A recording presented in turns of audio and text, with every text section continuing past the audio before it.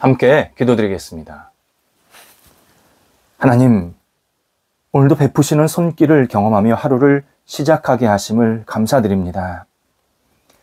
생명, 건강, 환경, 그리고 먹고 입고 잘 수 있는 곳까지 오직 주님께서 모든 것을 주고 계심을 고백합니다. 받은 것을 잘 누리고 활용하고 전달하고 나누는 저희가 되게 하옵소서. 주님의 자녀로 영예로운 태도를 견지하게 하옵소서. 주님의 사랑의 통로가 되어서 은혜가 넘치는 사람이 되게 하옵소서. 주님의 마음으로 속한 곳을 섬기는 소통하는 사람들이 되게 하옵소서. 오늘도 저희 마음이 열정 있게 움직이게 하옵소서. 저희 몸이 필요한 곳에 필요한 일에 있게 하옵소서.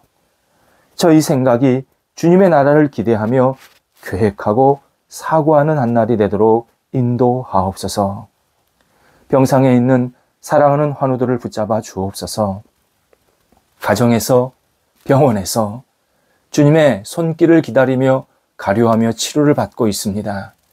성령께서 오늘도 붙잡아 주셔서 주님과 동행하게 하시고 모든 연약한 부분들이 온전케 되게 하시고 회복되게 하시고 조금씩 나아질 수 있도록 하나님께서 친히 역사하여 주시옵소서. 이 시간 어루만져 주옵소서. 아픈 부위, 나쁜 병균들, 그리고 모자르고 잘못된 부분들 성령께서 거룩한 손길로 만져 주시어서 다시 소성되게 하시고 주님과 함께 힘차게 일어날 수 있는 한날이 되도록 인도하옵소서. 옆에서 기도하시는 가족들을 붙잡아 주옵소서. 위로해 주시고 건강 주시고 소망 주시고 또 여러 가지 역할들을 감당하기에 어려움이 없도록 삶의 터전도 안정되도록 함께 하옵소서. 자녀들을 오직 주님의 능력의 손길로 오늘도 맡깁니다. 사랑하는 자녀들이 맡겨진 자리에서 충성 다하며 하나님의 이름과 영광을 위해서 쓰임받는 한날 되게 하옵소서.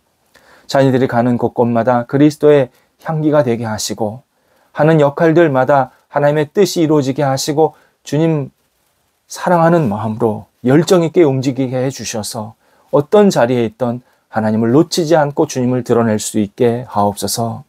어린 자녀들 무럭무럭 잘 자라게 하시고 주님의 마음을 담게 하옵소서. 공부하는 자녀들 학업에 임할 때 집중하게 하시고 최선을 다하게 하시고 하나님의 뜻에 합당한 그릇이 될 수 있도록 이 시간이 오직 준비되는 시간, 미래를 향해서 힘차게 나아가는 시간이 되도록 인도하옵소서. 하나님, 장래의 문제를 가지고 직장 또 만남의 문제를 가지고 계속 기도하는 자녀들이 있습니다. 도우소서. 하나님께서 선한 능력을 베풀어 주셔서 하나님을 알게 하시고 하나님을 따르며 의지하게 하셔서 문이 활짝 열리게 하시고 주님의 뜻을 이룰 수 있는 분복이 있도록 인도하옵소서. 하나님, 성도들의 일터를 붙잡아 주옵소서. 오늘도 일터가 주 앞에 영광이 되는 복 있는 거룩한 터전이 되게 하옵소서. 손대고 계획하는 일들이 형통하게 하시고 주님의 뜻을 이루게 하시고 하나님 나라에 쓰임받는 일터로 오늘도 우뚝 세워지도록 역사하여 주시옵소서. 다양한 교류가 있습니다. 시작된 교류 끝까지 잘 마무리되게 하시고 또 새로운 교류도 있게 해주셔서 손을 잡고 거룩한 꿈을 함께 나눌 수 있게 하시고 주의 뜻을 이룰 수 있는 만남이 이어지게 하옵소서. 배우는 성도들, 이를 도전하는 성도들, 새롭게 추진하는 성도들이 있습니다. 도우소서. 지혜 주시고 열정 주시고 깨달음 주시고 또 통찰력 주셔서 하나하나 감당할 때 어려움이 없게 하시고 힘차게 앞을 향해 나갈 수 있는 복 있는 시간 되도록 있게 하여 주옵소서. 어려움이 있을 때에 오직 하나님께 모든 것을 내어 맡기며 하나씩 헤쳐나갈 수 있도록 용기도 허락하여 주옵소서. 결과를 주 앞에 맡기오니 허락하여 주셔서 30배, 60배, 100배의 결실로 채워지게 하시고 하나님 분복을 함께 나눌 수 있는 통로가 생기도록 인도하옵소서. 출타하는 성도들 오늘도 주님과 동행하면서 잘 다녀오시게 하시고 하나님을 영화롭게 하며 주 앞에 쓰임받는 한날 되도록 인도하옵소서. 저희 교회 하나님의 이름이 높아지는 교회가 되게 하옵소서. 예수님께서 기뻐하시고 예수님의 사랑이 드러나며 많은 사람들에게 진리의 말씀이 선포되는 복의 통로의 교회가 되도록 인도하옵소서. 교회가 세워짐으로 하나님을 영화롭게 하는데 날마다 쓰임받게 하시고 더 안정되게 하시고 더 깊어지게 하시고 외원이 확정되게 해주셔서 하나님의 뜻을 이루기에 부족함이 없게 하여 주옵소서. 진리를 만나고 예수님 안에서 다시 희망을 갖고 살아가는 백성들이 가득가득 채워질 수 있도록 인도하옵소서. 오늘 성일방 계속 진행됩니다. 깨달음 허락하여 주시고 성일방을 통해서 하나님의 말씀이 우리 영혼 속에 더 깊이 채워지게 하시며 인도하시는 분, 참여하는 모든 분들에게 영육의 강건함을 허락하여 주옵소서. 오늘도 우리 성도들 살아가는 선한 이유가 있게 하여 주시옵소서. 흩어지지 않게 하시고 마음이 혼선되지 않게 하시고 집중하면서 선한 목적과 이유를 가지고 오늘도 힘차게 집중하는 한날이 되도록 인도하옵소서. 예수님의 이름으로 기도드립니다. 아멘. 오늘 우리에게 주시는 하나님의 말씀은 신약성경 고린도전서 10장 13절 말씀입니다. 고린도전서 10장 13절 말씀입니다. 살아계신 하나님의 말씀을 봉독합니다.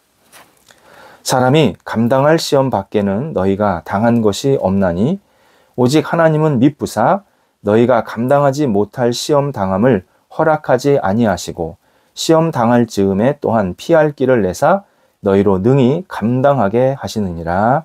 아멘. 이스라엘이라는 나라를 구성하는 민족은 유대인입니다.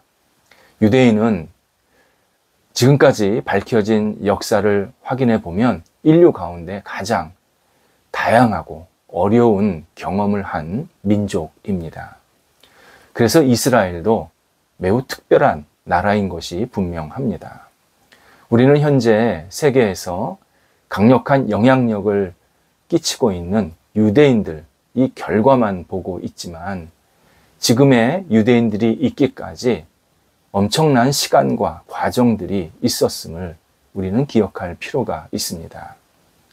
유대인이 하나의 민족으로 자리매김할 때는 이집트에서 430년간 노예 생활을 하다가 해방되어 나올 때입니다.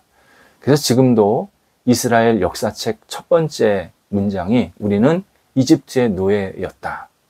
그때서부터 우리는 본격적인 민족성을 가지게 되었다라고 표현하고 있습니다.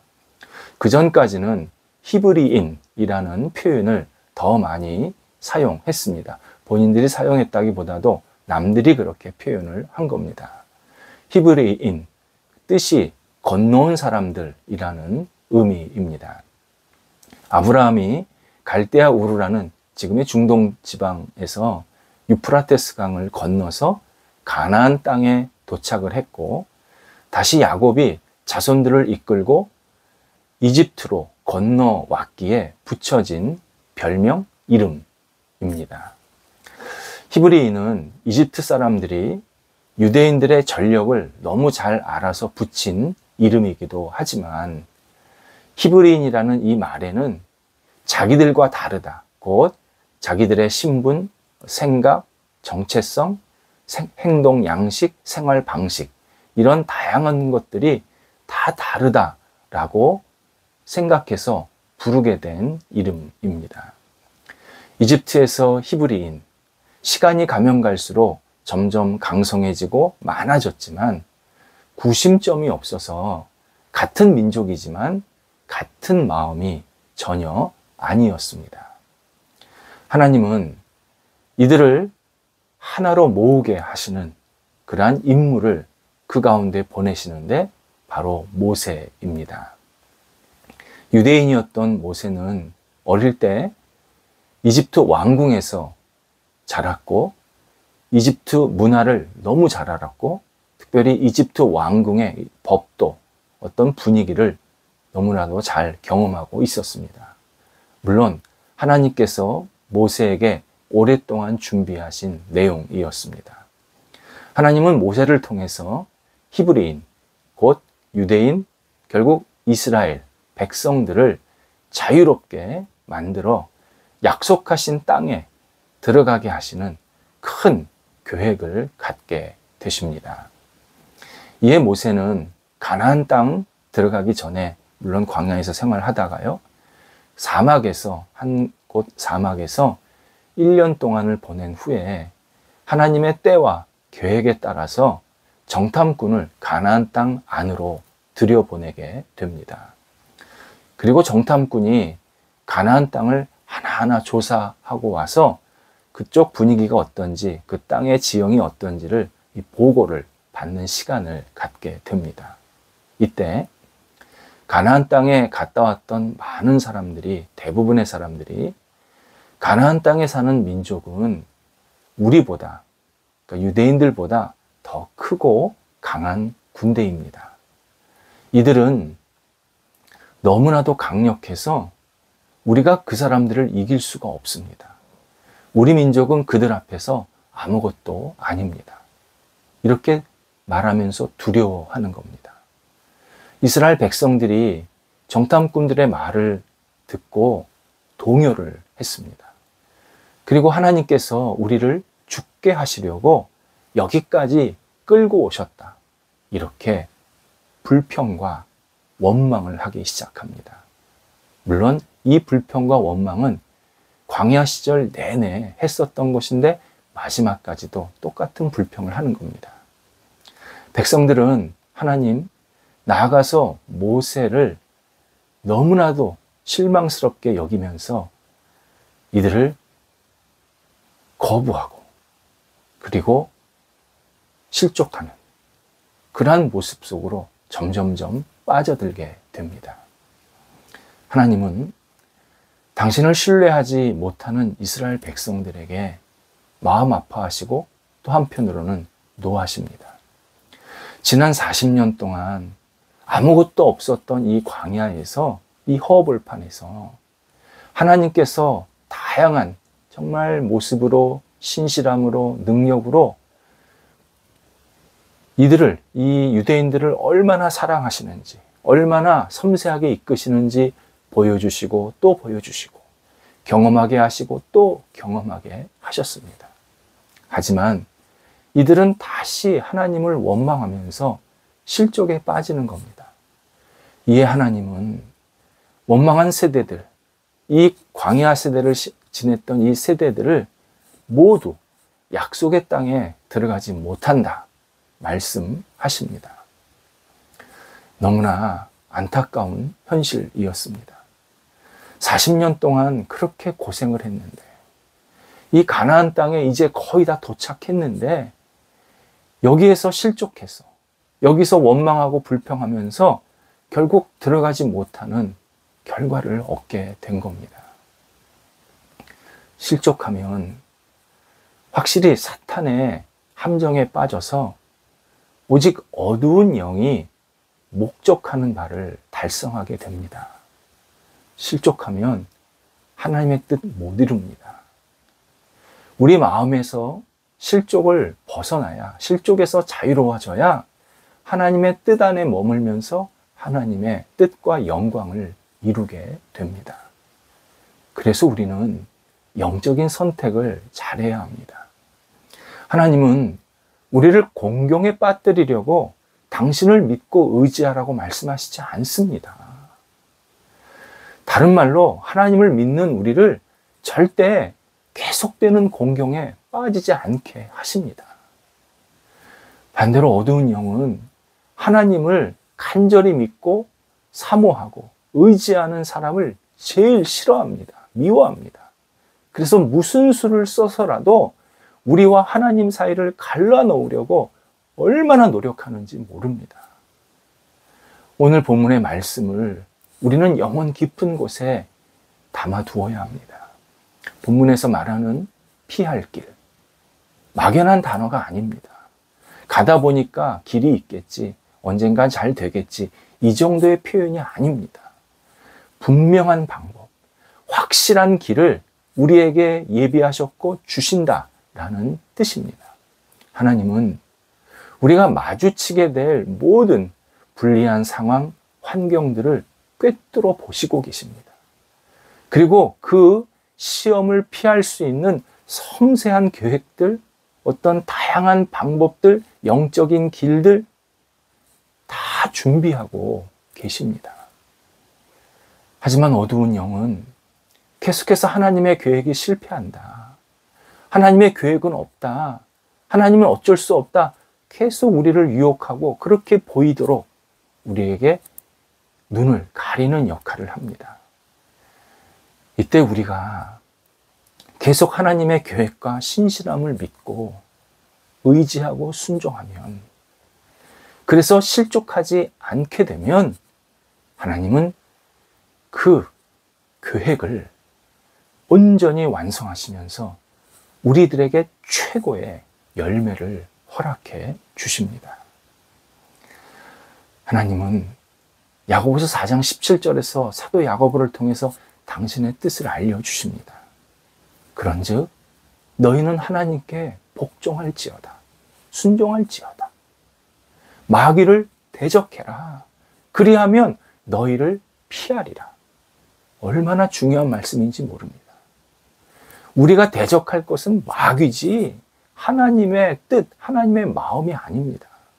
오히려 하나님께 모든 것을 맡기고 순종하고 복종하면 마귀를 대적하게 되고, 그 대적은 결국 우리가 모든 시련, 모든 어려움들을 이겨낼 수 있게 만드시겠다 약속하십니다. 실족하는 일은 마귀를 따르는 태도이고, 실족을 이겨내고 하나님을 신뢰하는 일은 하나님께 순종하는 태도입니다. 우리의 꿈, 기대, 희망 분명히 달라질 수 있습니다. 내가 생각한 것보다 다르게 전개될 수 있습니다. 때로는 결과도 내가 생각한 기대보다 다를 수 있습니다.